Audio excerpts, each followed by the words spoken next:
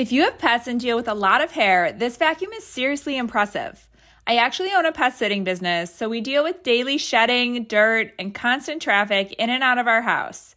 We've had this vacuum for a while now, and I've really enjoyed using it. It has a 600-watt motor, and the suction is really strong. It pulls embedded dog hair out of carpets, picks up crumbs, and handles fine dust in just one pass. Even rugs that usually trap hair come clean quickly. One thing I really appreciate is the anti-tangle brush roll. It's designed with combs and V-shaped bristles that reduce hair wrap, which makes a huge difference when you're vacuuming pet hair daily. I'm not having to constantly stop and cut the hair out of the roller. Battery life is another huge win compared to vacuums that I've had in the past. It runs up to 75 minutes on standard mode, which is more than enough time for me to clean my entire house.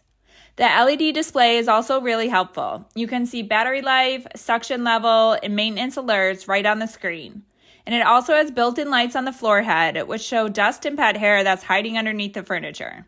The HEPA filtration system traps fine dust and allergens, which is especially important with this many dogs around. And the one-touch emptying of the canister keeps things clean and mess-free.